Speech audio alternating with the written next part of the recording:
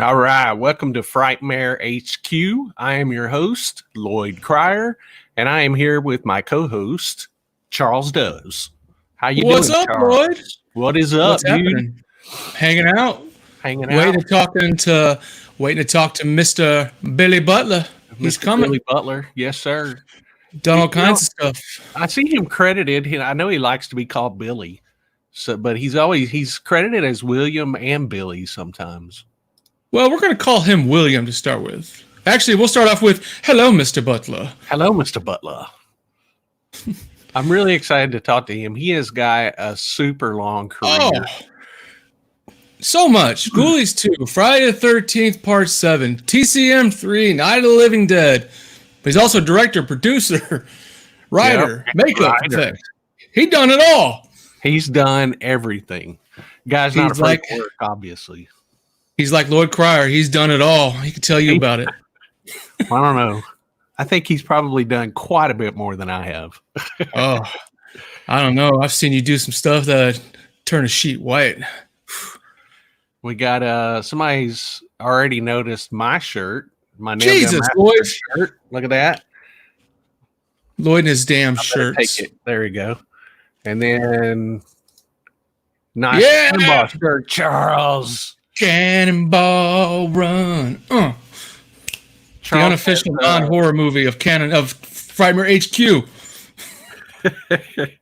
Charles has an awesome shirt there, and he's got something cool coming for me. I think we should keep that a secret for now. We'll surprise everyone. It's a shirt, but it's me, and I look like Viggo the Carpathian from Ghostbusters 2, but it's me. Hi, Charles and Viggo. It looks like we have a lot of people joining us so far. Who's here? Give me some names. Well, we got Jason Dyer. I like Jason. We have Mickey Reed. Mickey, good old Mickey Reed. And Julie Brock. Every time I try to select a name, it moves on me real quick. Julie Brock says, loving these live updates. But we can't have a show without Julie here. Thank you, Julie.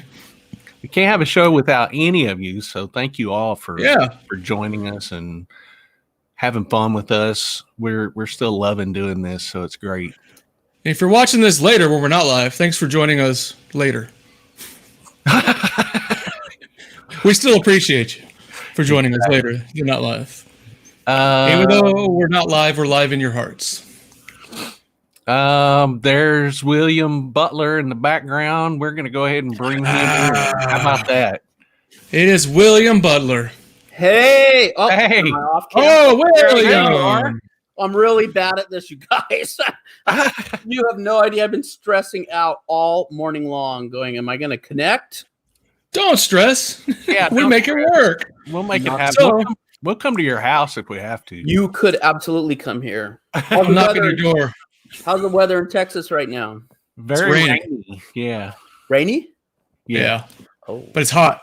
It's hot, but it's rainy. Yeah. So is life, I wish I didn't have to look at my own face. Boy, that's brutal, isn't it? How is everything getting back to normal out there? Sort of. Kind of. Yeah. Off and on. I went and picked up some dinner at a restaurant last night for the family, and there were people there dining in. It wasn't packed, but it was good. The owner was super excited that he could reopen, and everybody seems to be social distancing and everything. So yeah, I went to Staples this morning for the first time in 3 months, and that was like Christmas morning. Really? I just was so excited to be going anywhere. Sorry, I'm going to untangle these. Those other earphones quit on me. I'll go ahead. But thank you for inviting me, and I'm really excited. I wonder if we'll end up seeing each other in September after all. Well, we're hoping so. We're keeping our fingers crossed, and we just got to listen to the professionals and the doctors and the scientists and do whatever they say. Yeah, it almost feels like there's a way you could do it. Just make people wear masks. Didn't you guys come up with the branded mask? We did. We did. Make a mask and just no handshaking and lots of hand gel, and I'm totally down. I'm not afraid. Yeah. Well, we just, everybody wants to do what's right, and we want to keep everybody safe and healthy. So that's the most important thing, Yeah. I mean, if it's not safe and healthy, then there's no need in doing it, right? Yeah, that's true. That's true. Very true. All right, I'm gonna try these earphones. Sorry. Go right ahead. Right. I am not good at any of this. I was terrified that I. How's that? Can you hear me? Oh yeah. Can you guys hear me now? Yeah. Awesome. Right. Oh, okay. I apologize. So, would you like us to call you William or Billy? What do you go by? Call me Billy. William's my working name, but my friends call me Billy, so call me Billy. We actually watched the new Barbie and Kendra movie last night. Oh yeah, we watched it. It's hilarious. It funny. Oh, good. I'm glad you liked it. Yeah. What is the name of the film that they lampoon? Okay, so the original film. I cut together 3 different movies. The first one was Terror in the Jungle, which is so jaw-droppingly bad. I mean, it's just unbelievable. and then the other one was Luana, the girl Tarzan, or the female Tarzan, Luana the something Tarzan. And then we did some stuff from Jungle Book, the old 1946 Jungle Book. Okay. And then we smush it all together. And then some genius, I was roommates with Leslie Jordan forever in the 80s. And, Leslie's now on fire on this, on Instagram. He went from like 38,000 followers to like almost 5 million followers in like 2 or 3 weeks. Just words of wisdom. Yeah. So Charlie Band's son, Zalman, brought it up in a meeting, like, well, it'd be good if you could get Leslie. I was like, he's not going to do this. He doesn't need this. And then I contacted him, and he thought it was funny. He's like, yeah, I'll do it. So he came over and we recorded here in the living room, 10 feet apart. And then I think it turned out funny. We're learning. It's like, we're learning each episode that we do. We learn what works and what is not working. So we're kind of smushing it all together, and I'm having really a lot of fun doing it. I have to tell you, it's really fun. You're forming a new genre, Corona-sploitation. That's your new genre. Yeah. Oh my God. I was so mad. I went to Charlie and I pitched the idea. This is literally the night before all hell broke loose. We went to this place called Boa, this steakhouse, and we're sitting in the steakhouse, and I'm like, I want to do something kind of like Mystery Science Theater on your channel, because he's trying to put more programming on there. And I said, it won't cost anything. I just want to like take the worst movies you have, wipe out the soundtrack, and then we'll redub it, and it'll be kind of like Mystery Science but different. And I'm friends with all the Groundlings, so I thought, well, we'll just get the Groundlings to make up stuff, Groundlings is a comedy group out here. And so he's like, yeah, maybe. Yeah, I think maybe that might work. And then the next morning he's like, I slept on it, and I think that's a really good idea. And I said, really? He said, yeah, you can start producing them. I was like, wow. He goes, and your first one? I go, yes. He goes, it's going to be called Corona Zombies. You're like, how dare you? Motherfucker. Like, I'm not doing fucking Corona Zombies. Fuck that. And then he's like, well, what if I told you could just do anything you want with the story?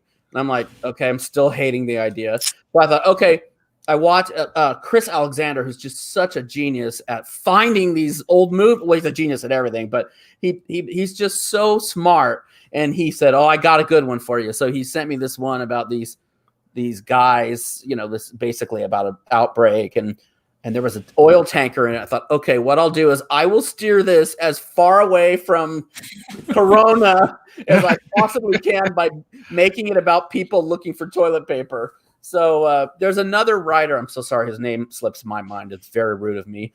He does he writes the wraparounds, and I get to write all the dialogue for the Italian movie thing.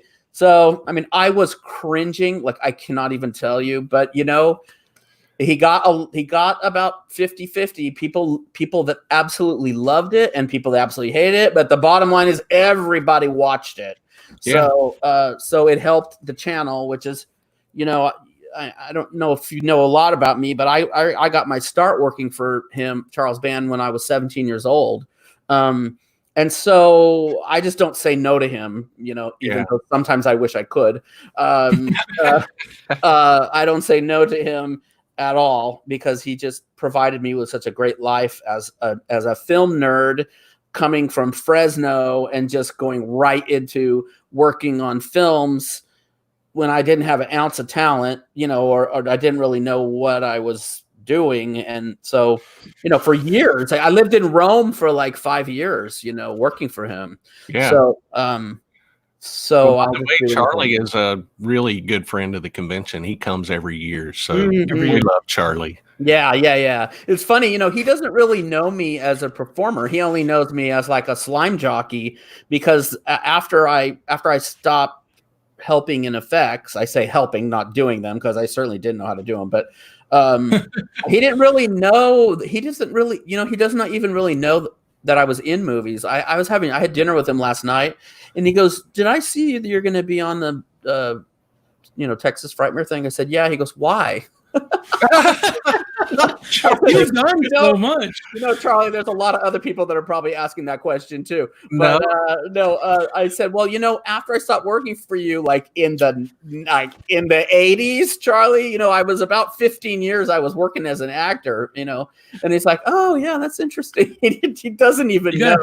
Yeah, you got to tell him. It's like Billy's been killed by Jason, Leatherface, Freddy Krueger, and zombies. It's like and Ghoulies. Tell him. And Ghoulies. Yeah. And Ghoulies. I was never looking to be, Robert De Niro. I was just there to be in the presence of Jason. I didn't really care. I just was like, wow, I'm on a Friday the 13th set. It was such a great time. But yeah, it was so funny. He did not know why I was here when I was coming on here. He's just like, oh, that's interesting. I was like, yeah.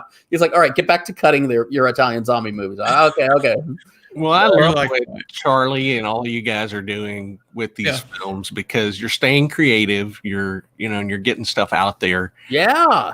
And I totally appreciate Charlie. I've always said that he's kind of like the carnival barker guy. Mm-hmm. I mean, and he does. He goes out there and he pounds the pavement, and you don't see that in the filmmaking. And I'll tell you something about him. He absolutely loves doing what he's doing. There's not one bit of it that makes him do it only for the money.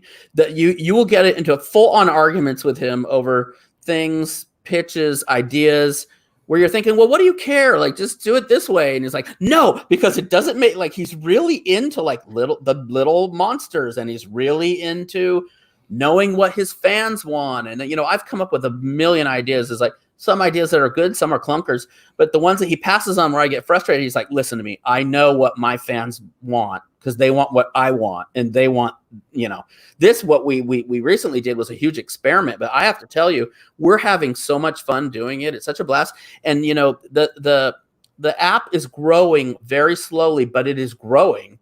And so he's able to now, like, we're hiring like top, like all the people that were on that did voices on that on the Tiger King, they're top performers. Like Mindy Sterling's from Austin Powers. She's the Nazi lady on Austin Powers. Gary Anthony Williams is the voice of Mustafa on the Lion King TV series. Like, and he's like in the Star Wars Resistance. Like, we're getting like really great people. It's a really, really, really exciting time for him. And I'm so happy because we all throughout our journey, we all have ups and downs, and Full Moon has certainly had their share of ups and downs, as have I. But it's so good to see that app growing, it's really fun. I just can't, I did not stop working one time so far during all of this like shutdown. It's been really good. Wow, that's awesome. Yeah. Well, I'm going to show people what we're talking about here. There it is. That premiered yesterday, correct? Mm-hmm. Mm-hmm. Yes. We watched it. Charlie has, of course, a beautiful sound system, and we watched it and had a few too many martinis. I woke up this morning thinking like, oh gosh, I'm going to be on camera today. Like, my head was like from all the Grey Goose-a-thon we had. we can tell people that this is on fullmoonfeatures.com. Is that right? That's right. Name? You can either go to the App Store. Thank you guys for the plug, by the way. You can go to the app. You can go to the App Store and you can download the app, and then or you can go to fullmoonfeatures.com and get it that way. And the cool thing is most of the time, well, number one, I don't know if you guys are familiar with the app. What I love as a movie nerd, what I love more than anything, I don't even watch nothing against it, but I don't even watch any of the old full moon movies, mostly because I'm in half of them. But they have all those like Elsa, She-Wolf of the SS. They have all these like Mexican horror films and like all these great like crazy slasher films from Italy and stuff. Like there's hundreds of them, and I literally have watched every single thing on Netflix. Yeah, I always end up going back there and like, oh, I never saw this one. I love all those Girls Behind Bars, Bamboo Dollhouse, all those kind of really cool old movies. It's like, since there are no more VHS stores, it's kind of like you have your own VHS store, like where it's just all these obscure, old 80s and 60s movies. I just love it so much. I watch it as probably as much as I do Netflix. Gotcha. I think that's me and Loyd too. That's pretty much, I think, what we watch most of the time is the most obscure 70s and 80s stuff we can find. I mentioned in my book, I have a book coming out pretty soon, and I want to time it about your book. Yeah. Okay, I will. But I was going to tell you, when I first moved here, it was me, John Volich, Mike Deek, and Bob Kurtzman, who ended up being the K from K&B Effects Group. We would lay on the floor in Johnny's apartment, and we would watch Sleaze Mania. I don't know if you've ever seen that. It's like all really obscure movie, like the funniest, weirdest movies you've ever seen, trailers. And then we watch Orgy of the Dead, and we would watch Female Trouble. We would just watch the weirdest, because we're all from Fresno. We did not have access to any of that, and that there's a really good videotape store here. I don't know if it's still around. Odyssey Video in the Valley had everything, and we would just watch all that stuff. But to tell you about my book, I throughout the years I have kept very, very copious diaries, and they have this monologue show. Sometimes I do comedy stuff, and they have this monologue shows around town where people will they'll give you a subject, and then you just talk about the subject if you have a story. And I started doing these monologue shows where I was reading from my diary, and they're very mostly pathetic, but it makes you laugh, just because you're young and hopeful and things that you hope for, and and things that happened to me throughout my life. And I started getting kind of a following from it. Not huge, but people were coming to see me, I could tell. And I got this instant message from someone that said, "Did you ever think about putting those into a book?" And I was like, who the hell is going to read a book, a William Butler book? And I called my parents. I was like, they want to do a book about this, and I don't know. But then my mom was like, well, what if you have the books when you go to signings, and you can just have the books, even if you sell like 5 books at a convention, that makes it worth your while. And also, I have been around the world 3 times doing what I've done. I've literally lived like 3 lifetimes. I was an effects person for all intensive purposes.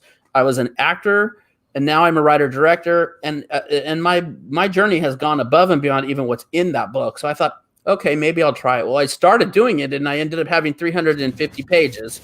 So it follows me from when I moved to LA, and I ended up living in my car for about 2 months in Buena Park. And then when John Volich came back from Friday the 13th, what's the one with Corey Feldman as a little kid? Is that part 4? Yeah. Part 4. Yeah. Johnny came back. John introduced me to Beekler, and then Beekler let me sweep the floors in his shop, and I just worked 3 times harder than he expected me to. And the next thing you know, I was living in Rome. It was that crazy. And then the next thing I knew, Charlie was like, since you're there, go here, be in the movies. And then it just fell together in the weirdest way of like, I didn't plot it out. It just happened. So it follows that, follows my acting, follows this, may or may not talk about, well, it certainly talks about a lot of bad behavior that I've dealt with from actors while I was directing. A lot of bad behavior from studio executives, talks about my drug addiction, talks about a lot of very personal things. And I'm actually really proud of it. So the way I look at it is, if one day there's a library in the future or whatever, and my book's there, and even if 100 people have read it, it just feels good to like have put your story into writing. You know what I'm saying? Yeah. Because I think my story is one of certainly the law of attraction, or whatever you want to call it, believing in yourself, even when you're not special, can really have a huge payoff. Because I was never anything. Thank you. Oh, look at people come on there and they say things. Yeah. I was never anything that special in any capacity. I was a person who learned as I went along. I was not like a person that had the X factor. I wasn't special, but I just learned. And it's like, I learned to use the tools to get what I wanted out of life. And I think that book, and I did not know that when I started writing it, I think that when you read it, you just go, oh yeah, well, if you apply yourself, you can do whatever you want to do, and that part of it makes me proud. So it's inspirational. I think, there are also chapters where I'm crawling out of bars with peed pants, I mean, I'm no fucking, I'm excited to read it. I mean, it's definitely, it's going to tell a story, and I think it's a good story, like you're saying, and it can kind of let people know the ups and downs, like you're saying, of the industry. Because I think a lot of times people focus on the positives, Mm-hmm. I'm very, in my career, I have no filter in this. I talk shit on, I've worked with every cantankerous motherfucker you can, and I've been a cantankerous motherfucker.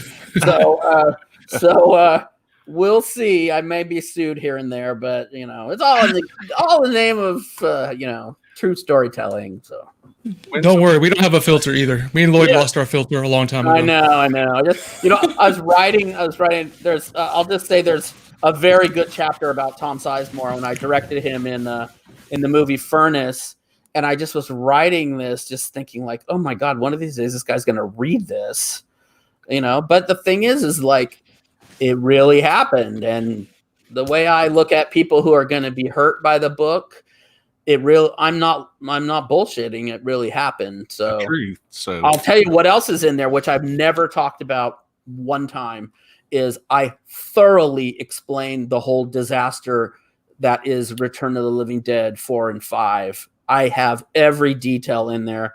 And when you read it, you'll go, oh, no wonder those movies could have never been any good. I don't know if you guys have even bothered to see them, but don't. But anyway, I feel good about that because I get asked a lot, and I didn't at the time. I didn't want to talk about it because I was so deeply hurt by the outcome and how everything was handled. But it's all in there, and that's good. Talks about a lot of.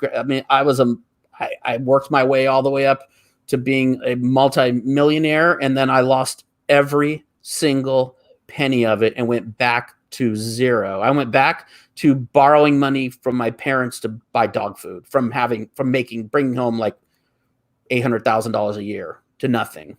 And so you'll know by reading the book, you'll know what not to do in life. Maybe that's what it should be. How not to handle your life. I don't know. Well, it seems like I'm good now. Yeah, that's what I was going to say. It seems like things are really going great for you now, and you're working and you're writing and directing. There's a lot of people are curious about a lot of things I'm reading through here. Somebody says that he's learning that William Butler's done some of the monsters voices in Power Rangers. Awesome. Yeah, I know it was great. So I forgot how I got. Well, I was working at Ken Hall. Ken Hall is a director, writer, foam fabricator who makes all these big, giant monsters. And from there, I somehow hornswoggled my way into producing at Saban Entertainment. And then I became friends with the people that produce Power Rangers. And they're like, oh, you used to be an actor? Like, yeah. They're like, I used to go do the I started out by doing the Kia. I was like the Kia guy. Because if they just needed someone to Kia, and then there was no actors around, like, oh, would you go Kia? So I would go and Kia for them. And then the next thing I knew, I was doing monster voices, and a lot of times they crank it up so it sounds all, it sounds all kind of synthetically moved. But I did Sue Mummy. And there was one time I was a giant speaker, a running speaker that like blasted people with sound. Yes, I did tons of those. And then from there, I ended up directing a lot of the Power Rangers stuff. Wow. That's perfect. Yeah. I guess speaking of directing, I mean, I guess going back to Leslie Jordan, I have to mention that you did a fantastic film that you wrote and directed I liked called Madhouse from 2004. So I enjoyed that a lot. It had a great story. I just want to tell everybody, if you haven't checked that out, I'd highly recommend that one as well. Thank you. I enjoyed that. Thank you so much. So we filmed that in Romania. There's a big chapter on that movie in my book as well, because there's so many crazy things that happened while we were filming. And yes, you'll enjoy that chapter. I call that chapter how to direct a movie and get a 3-picture deal and then lose a 3-picture deal before. Yeah. You live and learn. You live and learn. Well, tell it. We're doing we're doing 2 reunions at Texas Frightmare coming up that involve you. And the first one is Leatherface, Texas Chainsaw Massacre III. Mm-hmm. What can you tell us about working on that film? Oh my gosh. I had so much fun working on that. I can tell you that it meant so much to me. I had gone in to meet with Jeff Burr on just a general, and we got along really well when I was working at Empire, and which ended up being Full Moon, and we were like, oh, we should work together sometime. And then I got on kind of a role in being in scary stuff, and I loved it. And I went to the callback, and then I saw Jeff sitting there. I was like, oh my gosh, and like, I thought, oh my gosh, this guy, we wanted to work together. I think maybe it's an omen. And I ended up booking it, and we filmed in Valencia, which is over by where Magic Mountain is, a theme park out here. And it was just really hot. It was like 120 degrees. It was like the 3rd or 4th time that I'd worked with Kane Hodder. He did the stunts on it. Him and I were friends. I was living with Viggo Mortenson at the time. When I got the part, I was like, oh gosh, this is a lot. So I was having him coach me at home. I was really nervous because Caroline Williams had done such a good job in part 2. I was like, we're never going to be able to like be as good as she was. Like, how did I get this part? Like, and so I was just like, okay, well, maybe I can do something. So I worked with Viggo, and then Viggo was like, who's Tex? I'm like, I don't know. I think this guy, there was some guy, a commercial actor that had booked Tex. And then he's like, oh, cool. And I was like, and Viggo was getting kind of famous at that point. And he was like, I'll meet with them on one of these parts. Are you kidding me? And then the guy quit, and they just called Viggo in. And the next thing I knew, Viggo was in the movie too. So me, Kate Hodge, and Viggo would drive to work. We would drive to work every day on the 5 freeway, and then we would drive home at like 6 a.m. and we would just not want to like use those trailer showers, and we would just be covered in blood and dirt every day, just driving on the freeway, just causing wrecks everywhere we went. People just looking at us, looking like we had, all 3 smoked an exploding cigar, and it was just really fun. It was they were very hard on Jeff Burr. That was really hard to witness. The studio was very mean to him, overriding him and stuff. And, it was good. It was scary because it was a massive movie. And for me, it was really a big deal because I'd go to the auditions. I would see like famous guys in there, and I never really knew why I got the part. And then years later, I saw Bob Shea, who was the owner of the company, and I was like, why did you cast me? And he said, because I thought you looked like Michael J. Fox. That's what he told me. Wow. And I was like, well, that's a compliment. Yeah. Like, oh, okay. So maybe you're going to see the poster and think Michael J. Fox is in the movie? I mean, he was probably available. You could have got him. But, anyway, yeah, it was just so great. I again lived every fanboy's dream come true by, when you're laying on the ground and the real Leatherface is above you with the chainsaw, it's like most people would be terrified. It would be hard for me to not smile because I just was like, wow, this is like Disneyland for me. And it was great. It was really good. I'm really proud of it. I was starving, through most of my acting career. I was starving. Like, in order to stay thin, I can eat no food. I can eat one meal a day. Like, That's me. I'm naturally. I am from a thick family. So I would get jobs. I would already be like 170 pounds, and then they'd be like, "Can you lose a little bit of weight before?" I was like, "Oh my god, what else can I cut out?" We'll all be the thick brothers. That's us. Yeah, I just, it is what it is now, folks. I'm a movie director and a writer, and we are a proud people who live in sweatpants and who eat fried chicken and don't care, like. And you're a lot happier now. Yeah, happier. I really don't care. I really don't care. The only time I care is when I'm unpacking those photos at the conventions where it's like, oh, that was about 60 pounds ago. That one, or when kids look at the picture, like, here's the picture, and they go, "That's not you."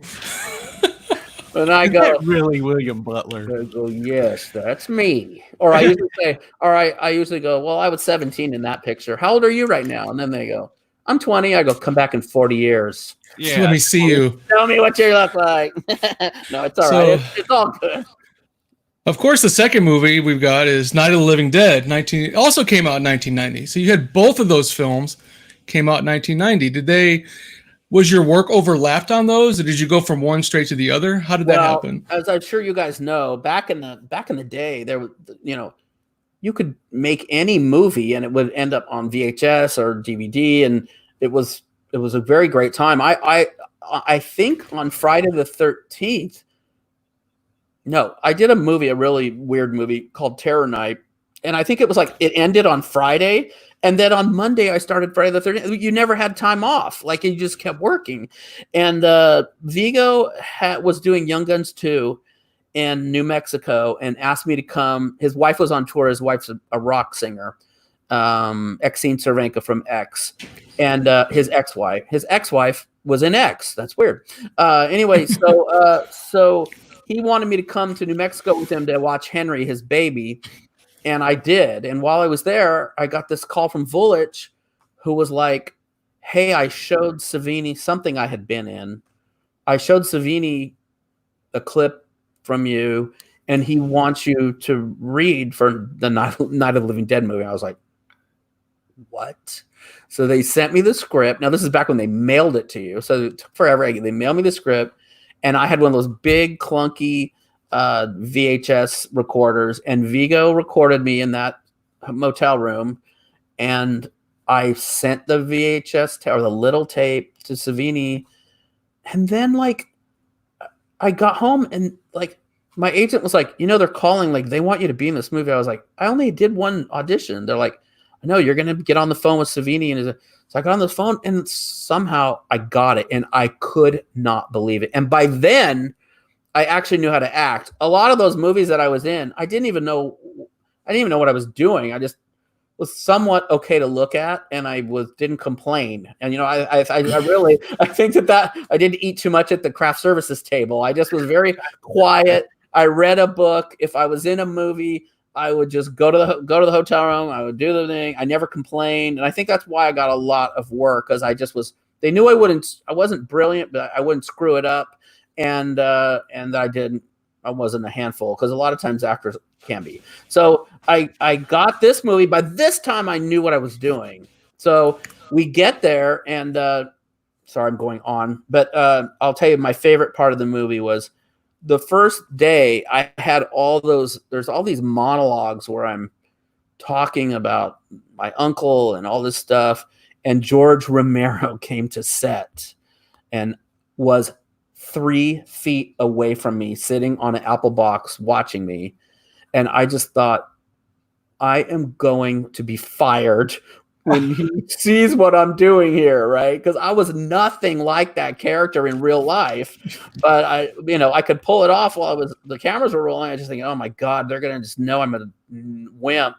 So I did it, and then I got to one of the juicier parts, and I was able to like get in the zone and just block everyone out, which is half the battle of performing. And then I stole a glance over at George, and George was smiling from ear to ear. He could see I was nervous, and he gave me a thumbs up. And I was like, "Oh my God, he likes me!" And Savini liked me, and it was just so much fun, you guys. I cannot even tell you. Isn't George the best, though? We love George. George did the show a few times, and he's so fantastic, isn't he? I know. I'm really appreciative of being included. I really like everything that you guys do is really cool, and thank you for inviting me, because this is cool to be invited with the cool people. Well, thanks for coming. I mean, we appreciate you coming. You're talentless, and your resume is like that. So your talent list. I'm talentless. You're talentless, Billy. Loyd wanted you. I didn't. I said no, Loyd. Yeah. Yeah. Well, that does happen. Ever since that goddamn Walking Dead, it's like the convention list is like I'm at the bottom. The older you get, it's like, oh, well, who are you? Well, I was the zombie that had a hard-boiled egg thrown at him in episode 42. Well, what are you doing here? Right. Yeah. Billy, your veneer gets a lot less shiny. Billy, I'd rather meet you than anybody in Walking Dead. Let me say that. Yes. Same here. Thank you. I'll always be there. Again, I won't. I don't complain about the hotels, and I'll set up my own folding table. No, just kidding.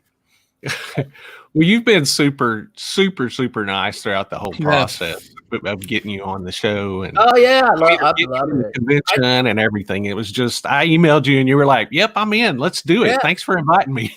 Well, everyone keeps telling me like I forgot one. I did one. Me and Amanda Wiss did something. I mean, they all blend together.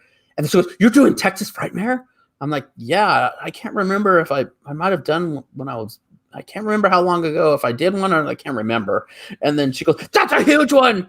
You're going to be so happy. The people are so nice and blah, blah, blah." She's just amazing. I love her.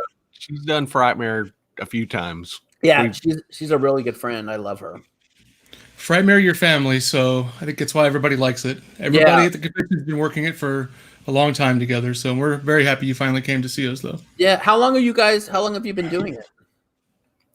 This next show will be our 15th year. We only do one show a year. A lot of shows do, multiple shows a year, but we've always just stuck with, we wanted to have one big quality show a year, and not saturate it.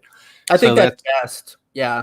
Yeah, it seems to be. I know, a lot of people they would like to, be able to go more than once a year, but I think it works out best. Yeah.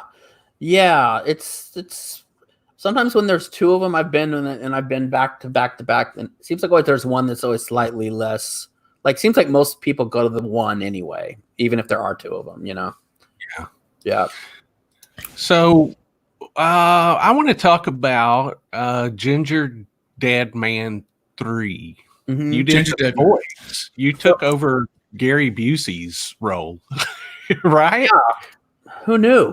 Yeah. So that franchise, I created the whole stupidity of Gingerdead Man. It was originally a sketch for Mad TV, and they passed on it because they had done a Snuggles sketch where Snuggles, the Snuggle Bear, and they're like, it's too close to that. And I was like, okay, sorry. So then Charlie, did you work for Mad TV? No, but I used to listen. I used I used to write sketches and slip them under the door. I would literally go and slip them under the door. I wanted to be. For one, I wanted to be on the show so bad I can't even tell you. And then two, I was like, I used to write for National Lampoon, so I'm kind of a smartass, and I thought, I'll fit in. And so they never put any of my sketches on, but I used to have huge balls. I would just show up and just, here, I wrote this. Anyway, so one day Charlie calls me and he goes, "What's the stupidest idea you've ever had?" I'm like, wow, there's been plenty of them. I was like, but I think Gingerdead Man's probably the stupidest thing I ever thought of. He's like, "You're making it into a movie." And I was like, So I wrote this script, the original Gingerdead Man script, and then I give it to Charlie. Charlie goes, "Okay, that would be great if it was a $50 million movie. I need something that we can film in 5 days." It's like, how about I buy the idea off you? I was like, okay. So I gave him he gave me $500. I gave him the idea, and then the next thing I knew, they had made a movie out of the first one, which I feel out of all of them, again, he knows his audience. I think that's the coolest one out of all of them, even though I took over on the rest of them, because I don't know, there's just something about how stupid the puppet looks and how it's just dumb, and I don't know, it just is so bad that it's terrific, And then the second one came around. He's like, you can direct a sequel. I was like, I'll only do it if I can make it like a Mad Magazine thing that is a satire of you. And he's like, okay. And I couldn't believe he let us do everything that we did. We were making fun of him, in the thing about the studio and everything. And he just laughed right along with us. And then, and at that time, I think I didn't put my name on the film. And then when I saw how many people were digging it, we did part 3. And again, he let me just do whatever I wanted. But it eventually got where I was really sick of doing anything Gingerdead Man. And as you can see, the franchise now, they've done like 6 or 7 of them. It's a comic book series. It's toys. So it's a bad idea that it's made a lot of cash. Well, I like the title. I like the title of the second one. Wasn't it called Passion of the Crust? Wasn't that what it was called? Yeah. I told him, let's do a poster where we crucify Gingerdead Man. And he's just like, and so he did it. And then he was just like, oh my God, I'm in so much trouble.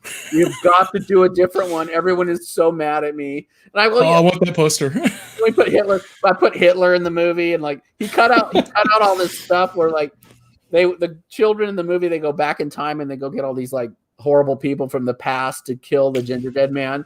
And then at the very end, I had this shot where Hitler's about to jump back in the time portal, and I have the little girl hugging him, saying, "I think I'm going to miss you most of all." Charlie cut it out. Oh, come on! It's just so horribly offensive, and our Hitler looked like he was wearing like a Party City Hitler outfit. It looked so bad. I was like, no one could be taking this serious, but I guess I have a twisted sense of humor. He that one made got cut out of hit the editing room floor. Loyd, I think we need a photo op with Billy and Hitler. All right. Yeah, right. Yeah, there you go. We'll see how many we sell to that. Yeah, Charlie was telling me we were talking about Corona zombies, and he's just like, oh my gosh, when they hate it, they hate it. And I said, well, what are you gonna do about that? He goes, I'm gonna make more of them, I was like, you tell them if they don't leave us alone, we'll do a goddamn Kendra and Barbie save Adolf Hitler next time. Like, nobody tells us what we can do, Well, speaking of, at the end of the movie, they tease a next chapter in this saga, and we're going to leave that a surprise. We don't want to ruin that for people when they watch it. But there is a sequel teased. Yeah, I start on Wednesday doing that. Oh wow! So it's already in production.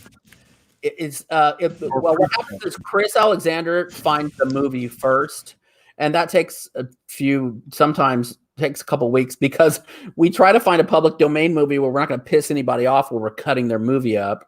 Not always we don't always achieve that. Usually they say yes, and then they get mad when they see what we've done. But anyway, so he'll probably start next week looking for the movie, and then I put it on iMovie of all things and cut it down. That's how I edit. I wish I was a real editor.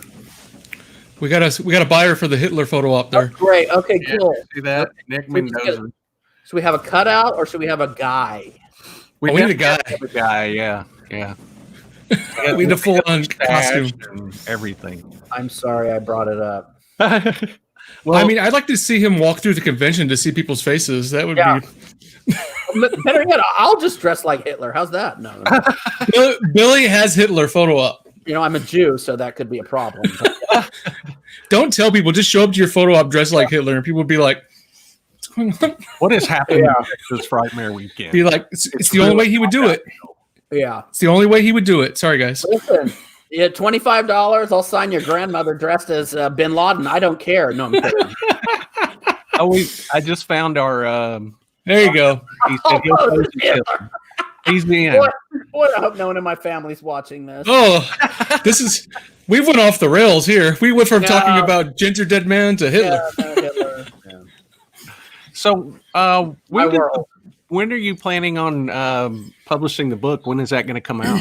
It's done right now. Thank God. Very nice. It's going to be edited because I was raised in the carnival. So, I always say don't let bad grammar get in your way of selling a book or a screenplay. So someone's going to go through it and make sure it's beautiful and makes me look like I'm intelligent. And then I'm hoping that it comes out in September or October. That's what I'm hoping. They say it takes like 6 months from the time you finish it. So I'm excited. I've worked with Kane Hodder many times, actually. Yeah. Many times, Jimmy. Yeah, I worked with him on movie Prison. I worked with him on I think he worked on House, didn't he? I worked with him on I think wasn't he in the costume in House? I think so. And then I worked with him on Friday the 13th 7, Texas Chainsaw Massacre 3. Mm-hmm. And then he was in my movie Furnace that I did. Yep. And he had to quit the night before we started filming, and Danny Trejo replaced him because his Kane's sister got sick. Oh, yeah. Well, Danny will be at the show too when in September. So he's the coolest guy ever, isn't he? Though. Mm-hmm. My street cred rose when he agreed to be in the movie. I just was like, wow. Yeah. And he also helped keep Sizemore in check, which was no easy feat. Motherfucker. Yeah. I'll just give you one little tidbit. He threw a lit butane patio heater at me. Okay. Yeah. And it's Lovely. And much worse things. Yeah. Be very careful if you work with him. No bueno. I take it you ducked. I didn't have to duck because the entire crew got between me and him, and they caught it and put it down. And yeah, I bet that's in the book. Oh, it's in there. There's a lot of good stuff in there. But the funny thing is I tell raw, ugly truth, but mostly raw, ugly truth about myself, where you're like, wow, I didn't expect that from him. I had a lot of shenanigans, Yeah. Oh, thank you, Coconuts. Coconuts. This is really cool how it gets, Isn't that fun? Really neat. Watchers too. Somebody else says, I'm eager to read your book, William. I'll pre-order it when it becomes available. Thank you, Robert Vega. So, Billy, I also know you worked on Demolition Man. Is that right? Yeah, I did. You were special effects, right? Yes, I worked at Precision Effects, and we did all the mannequins that when he breaks into the Museum of Weaponry. We did all those mannequins, those gray mannequins. And the funny thing is most of the heads on those mannequins are us, the crew, who just would put our heads on giant muscle bodies of holding a bazooka or whatever. We did our own head cast. Yeah, it was fun. That was a beautiful set too. Really, really neat. Yeah. I just watched that recently and I saw your name attached to it. I'm like, that's Billy. I was like, that's great. Yeah. Did you use the 3-shell technique? 3 seashells. Pretty much, yeah. Pretty much. What's the title of the book? Yeah, the title of the book is called William Butler's Diary of the Dead. Confessions from I'm going to give you 2 options. It says William Butler's Diary of the Dead, Confessions from Horror's Boy Next Door. That's one of them I think is probably going to be the one. The one I wanted was, there's other ones. I wanted Confessions from Hollywood's Middle Shelf. I wanted that. I thought that was funny. And then I wanted Confessions from the Mickey Rooney of Horror, which I've been called many times. But then the publisher's like, young people don't know who Mickey Rooney is. I was like, oh, okay. So it'll probably be Confessions from Horror Boy Next Door, which I guess is sort of fitting. Wait till you see the cover. It's really cool. Oh, yeah. Great title, though. Yeah, it's really cool. I like the title. We can't wait, though, to read it. I mean, it sounds like there's a lot of really good stories in there, and you've been on, like we said, so many different films. So, I mean, I can't wait. So hopefully it's out from the time you come to Frightmare. Maybe we can have a copy by then. Yeah, that's what I was It'd be thinking. great. Oh man, I would love that. I would love that. I'm praying for that, and I'm praying for your convention to go through. Like at this stage, we can't even really tell, can we? No, you just kind of have to, wait and see what the conditions are going to be like. It's Isn't wait it- and see. Is your information as confusing as ours is in Los Angeles? Of course. They'll be like, Yeah. they're literally, we'll see our governor go, okay, now restaurants can open and you can go here and you can go there. And we're going to slowly start letting people go back to work. And you're like, oh, that's great. And then literally an hour later, they're like, but the lockdown remains in effect until the end of July, where it's like, but you just said we could go to work. Like, what Right. the hell? Well, we do. Elon Musk, I read this morning, kind of won his little battle because they were telling him that he couldn't open his plant, and he pushed back and said, I'm opening anyway. Mhm. And the government just kind of backed off. And so it's just, you're seeing a lot of that. Elon Musk. They're Listen, scared of Elon Musk. I honestly have not I left my house like twice in 3 months. And I went and ate dinner last night at my friend's house. We don't leave our houses. And I had dinner there, and I couldn't believe how nice it was to be in a different room, other than this sitting on this couch, which is what I do mostly. Yeah. Which I like because I love doing nothing. I mean, if you're a shut-in, this is like a dream come true. I don't have to make up any lies as to why I'm not showing up at your one-man show. Yeah. Or oh gosh, I'm sick and I can't make it. I can't leave. Sorry. Yeah, well, it's really a confusing time. It really is, and but I guess as humans, we'll get through it. We'll figure it out. We'll survive, and I think everything's going to be okay. I think so too. I think they're going to figure it out. I saw some really promising news yesterday that there's some sort of protein that they've discovered that completely blocks the coronavirus. Did you see that? I saw that. Yeah. And they're trying to hustle it through to see if they can just start experimenting to see if is that the same one that they said people are getting better in like 4 days? Yeah. Yeah. So great. They're going to figure it out. They'll figure it out. We'll figure it out. We'll get back to our norm. We just got to do what we have to do for now and stick together the way we're doing. Be creative, like our shows we're doing here, so we can all stay together and remain like a family. Hey, who else have you had on here? Danny Trejo. Oh, cool. Savini, Tony Todd. Nice. Trisha Tallman. Oh, good. Tallman, yeah. Felissa Rose from Sleepaway Camp. She's a really good friend of mine. She was commenting earlier. I was going to try to put it up, but there wasn't a good point for it. But yeah, she's watching right now. Yeah, she's watching. Oh, no way. Yeah. You got to come over. Stop threatening that you're going to come over and get your ass over here.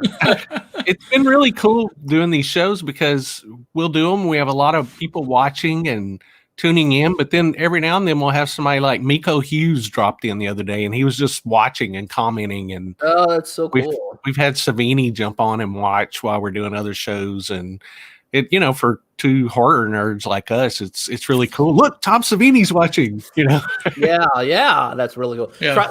Try being a horror nerd and then having Tom Savini call you on your phone and tell you he's going to put you in a movie. I mean, I was like passed out, freaking out. Yeah. Yeah. Oh my gosh. I guess I'm friends with him by now. I still am starstruck when I'm around him. There's something about him where I'm just, that's Tom Savini. I went to his house last time I was in Pittsburgh for his surprise birthday party, did you hear about that? Mm-mm. Oh my gosh, this was so cool. So he's probably had another birthday since, but so what they did was they bought out, this is crazy. They bought out a movie theater, and all of his friends from past, present, future were in this theater, and they were saying they were playing Abbott and Costello meets Frankenstein. I think that was the movie. And so his wife or girlfriend for his birthday said, I want to take you, look what's playing. I want to take you here. So they showed up a little late. So the theater was dark, and we were all in there. And then the only two seats were in the middle of the thing. So they had to go sit in the middle. And then the movie turned off. And then everyone's just sitting there, and they told us to not turn around. And then he's just looking around like, what the hell's going on?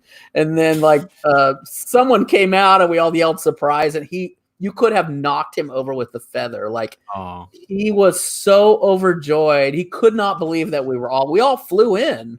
Rob Lucas, this guy Rob Lucas, who I just love. yeah, I know Rob.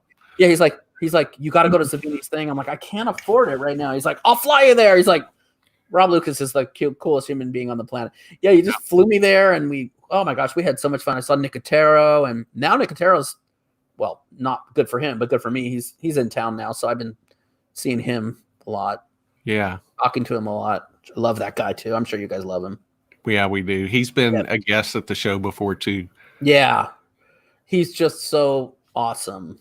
There's a lot of stuff very nice. A lot of stuff in my book about him because we hung out a lot in the 80s and 90s, and he was incredibly a good friend to me, even when I wasn't not such a good friend to him.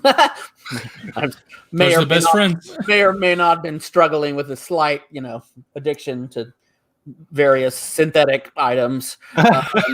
It was Oreos. Talk about not showing up to someone's one-man show. I just wouldn't, I wouldn't show up for Christmas morning, but we got through it. Good. Somehow I'm not dead yet. Knock on wood. Well, you've been an amazing person. You're so super friendly.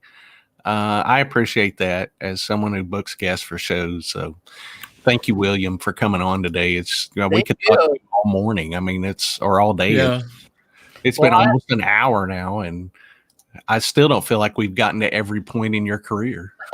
And I genuinely appreciate you including me. I really, really do. These things mean a lot to me. I really have such a huge love for the genre and the fans, and I have huge respect for anyone that has the nerve to try to throw a convention. It's got to be so hard. There's so many moving parts, What a full-time job that is. It's crazy. It really is crazy. I know. My friend in England does he does is it Day of the Dead? He does one of them. Marcus Lewis does one, and I'm friends with him. I just see how frazzled his whole family's frazzled while they're doing it. They're just running, and trying to keep all the balls in the air, and then inevitably one of the performers is a huge pain in the ass that and it's always someone who did one line on some movie in 1974, and it's like, are you aware that you're not famous anymore? Like, you can't carry yourself like that anymore. And they just have these poor conventioneers like jumping through hoops. That's why I am always just thankful that anyone goes, hey, let's call him, because for the fans to even remember you after all this time is just such a crazy blessing. I don't think there's any other genre where you get so much love from people young and old. But anyway. Well, everybody's calling you a horror icon. And you really are an icon. Thank you. And you've got two super huge movies that are celebrating a 30th anniversary this year. So I know. And if only I could get out and celebrate them. I know, right? Jeez, give a guy a break. Well, hopefully we can soon, because I know we all want to see you here in Texas. We want to celebrate these films. Well, thank you. I will definitely come. And we appreciate you joining us so much. Thank you. Don't say thank you to us. I mean, we say thank you to you, because it's great having you on here, and it's really great getting to talk to you and hear all these stories. And you really are an icon. You've been in, so many things that we can't even name all of them. And I think we could spend another hour, 2 hours, 4 hours talking to you. It's just been a lot of fun. Yeah, thank you so much. I'll come back anytime you want. Anything that you want to put out there before we go, a website or? Please, for the sake of Full Moon, please go and watch the Leslie Jordan, Barbie and Kendra, Save the Tiger King. The app is easily downloaded, and my book is coming out by September. I really hope you'll read it, and it really would mean a lot to me. And I think that you would. It's not just a blabber fest about some actor. It's really about somebody who really probably would have been homeless had I not just threw caution to the wind. So I think there's some form of self-hope and inspiration there. So I hope you read my book, and thank you. And that's enough of me doing a Billy Butler infomercial. Just keep us updated. Drop me a line when the book comes out or when you have a release date, and we'll make sure to let everybody know. Okay, Definitely. Thank you guys so much. Thank you, Billy. Okay, bye. I'm going to try to hang up now. Okay, we'll talk to you later. Hope I don't blow it up. Bye. All right, bye-bye. He's a great guy. Wow. I enjoy talking to him, and he's done so much. And when you look at his career, there's just so much, and not just one thing: acting, directing, producing, effects. He's really done it all. He spins the wheel. Yeah, and he's even got projects. I'm looking at IMDb right now. He's attached to stuff that's coming up. Mm-hmm. There's one called My Babysitter, the Superhero. There's Dead Voices. Those are both scheduled for 2020. There's another one called Black Skies. So he's working. He's out there, and so he's somebody to watch for the future, and he's somebody to go back and. If you haven't discovered Billy, go back, and there's still a lot of stuff to discover. Yeah. Like I was saying, we didn't even scratch the surface. If you guys aren't aware, when we're talking about his makeup and effects, Billy worked on Army of Darkness. Billy worked on From Beyond. Billy worked on, of course, did Ghoulies II. I love Ghoulies II. And, even stuff like Small Soldiers, Flintstones, and like I said, Demolition Man. He's worked on so much, and it's not the same thing. There's different things he contributed to. So it's fun hearing all these different aspects of what he worked on. He was part of the effects crew for From Dusk Till Dawn. He was too, wasn't he? Yeah. Yep. He's all over the place. We didn't even talk about Spellcaster, which is another movie with Adam Ant from what was that? It was late 80s.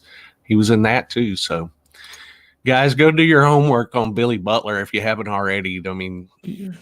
Great stuff. And like I was saying during the interview, the 2004 film Madhouse he wrote and directed it. Is a really fun film. It's got a unique story, and it's got Lance Hendrickson in it, and it's got Jordan Ladd in it, who both did Frightmare, and it's a lot of fun. So check that one out.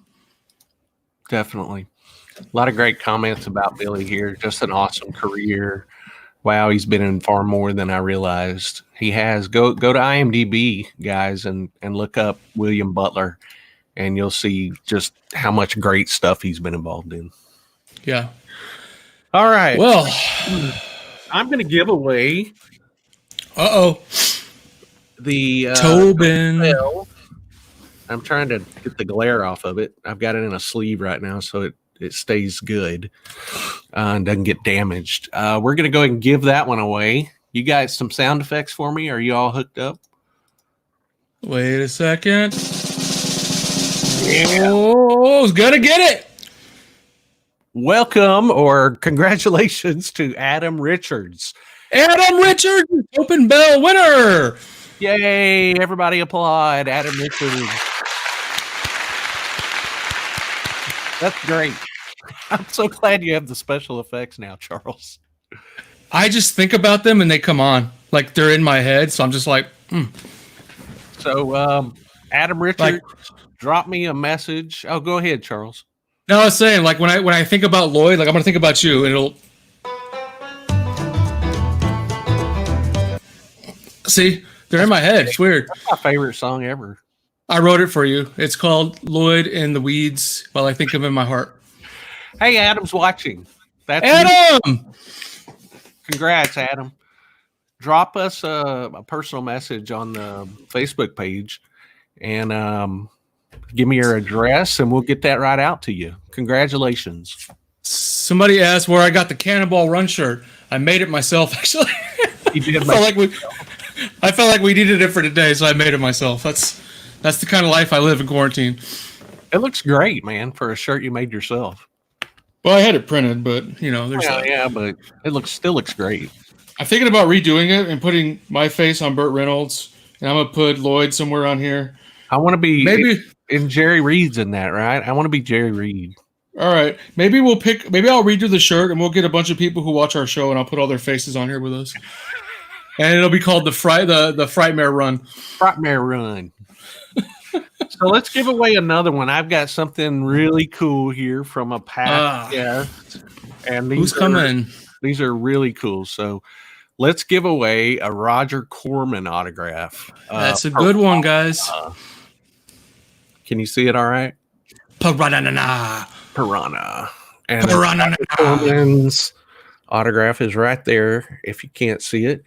This is a great one. This is just something for you guys sharing. So everybody that shares this, we're going to go through and we're going to pick one person to win this. So share wherever you can on Facebook and anywhere else that you can. And we're going to go through all the shares and pick one winner. One winner, but you got to share it. That's the only stipulation we have. You got to be shared. So a lot of people are excited with that one. Wow! Yeah, it's a good one, guys. And we got a whoa, and we got a O, and then we got a love eyes sign emoji. love eyes emoji from Jesse. Exactly.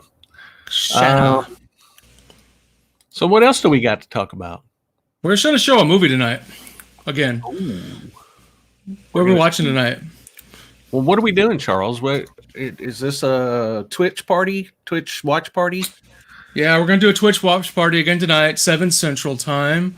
We're going to watch Chopping Mall.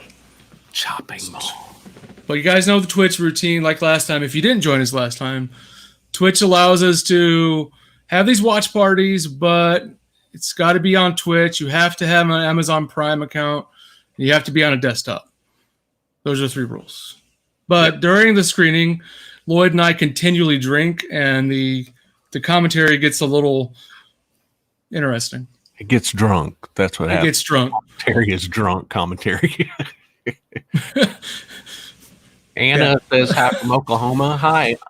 Oklahoma, where the wind comes sweeping down the plains. Let's What'd see. You say? Oh, I haven't said anything. Travis said do a panty raid. Yeah, panty raid. Panty raid, Charles. Huh? I said, are you doing another panty raid tonight? That's how I live my life. I mean, I do that every Saturday anyway, so it's about time we just started putting it on screen. Yeah. Shanna says Waco, Texas. Wacko. Oh, man, Texas. We're gonna miss DJ Big Red. How's DJ Big Red not gonna be here? I don't know. It's a bummer. Well, we'll catch you on the next one, but thanks for joining us and watching today for sure. Yeah. Thanks for watching today. What's the drinking game? Oh, I don't know. What kind of drinking game could we do? We have to be we have to, number one, the rule on Twitch is that we have to drink responsibly. So we can't get, super stupid drunk. I'm already. I can't join them. You're naturally drunk without drinking. Well, I guess I'm out, guys. Who's next? Let's see. All right. So I want to show everybody what we came up with. Something really cool that we just premiered last night. Check that out. Yeah, the Texas Frightmare Weekend Essentials Kit. This image was done, by the way, by Mirthquake, the amazing Mirthquake, who does all of our images. So you can look him up on Facebook. Just go to Mirthquake. His real name is Matt Orsman, but Mirthquake is his art page. Murthy. So it's Mirthquake, Mirthquake. But this is the Frightmare Essentials Kit that we put together. We've got a protective mask, a t-shirt, a magnet, hand sanitizer, a stylus pen, and deodorant. We all need a little deodorant in our lives. We love that deodorant. These are on sale right now. We had a lot of people that were asking if we were going to make masks, so we made it happen. My wife hand sewed all of these, and she did a great job. They're really good quality masks too. They're double layer cotton mask with the elastic ear bands on them. So go check those out. Those are available. You can go to our Facebook page and there's a link there. Jeff said he ordered his yesterday. Thank you, Jeff. Awesome. And thanks to everybody who ordered items on our Frightmare HQ merch page. Absolutely. Still available, of course, but we do appreciate everybody who made orders on there. All that really helps us to keep doing this for you guys. So thank you to everybody. Yeah, we do have a few costs with doing this. So that definitely helps us out and helps us pay some of the costs. Matt Orsman says at Mirthquake Cartoons. So if you want to go check that out, he's the one who does all of our graphics, and he would be fantastic. If you have any art or graphic design work that needs to be done. Yeah. He'll get it done for you. That deodorant, Jeff. You need it. And if you guys notice on the image, we showed you where to put the deodorant. Loyd has it on there. It's circled. It goes into your armpits, all right? Matt came up with that whole design concept and everything, and I thought it was genius. It is genius. Yeah, right there, right under your armpit. That's where there it is. I just thought that was funny. I haven't experienced a lot of body odor at the event, but people have always made it. Have you? I've been knee deep in the odor. I've experienced it, occasionally, but this is more. It's just a fun item. It's probably for me. That's probably where you smelled it. Exactly. I get all sweaty when I'm around you. So, well, what else? All right, guys. Well, I think that's it for today. I think we've talked about everything. Join us tonight for Chopping Mall. If we see you guys there, awesome. If not, we'll be back on Wednesday as we try to finish 1981, the horror films of 1981, which we started on Wednesday, to continue next Wednesday because it's Loyd's favorite year because they released 987 horror movies that year. So, yeah, 1981 Part 2. We are going to continue doing that weekly, but when we get to 1982, it's going to be a little bit shorter. So we're not going to make a 50 movie list. We're just going to have to for the highlights, I guess. Highlights. There's highlights. Okay. Unless we want to go on for 4 hours, we'll just do the whole thing. Yeah. All right, guys. Well, thanks you guys again for joining us. What else, Loyd? I was just going to say we're going to post all the details about the Twitch Amazon watch party after we get off here on Facebook. So if you want to jump on Facebook and check that out, that way you'll have all the details. All of them. They all can be yours. Here's an idea from Stephanie. Take a drink every time you hear "thank you, have a nice day." The robots say that a lot. Yeah, they say it a lot. All right, guys. We'll see you guys at 7 o'clock. Thank you for watching us today on Frightmare HQ. We will see you at 7 p.m. You guys, see you later. Bye-bye.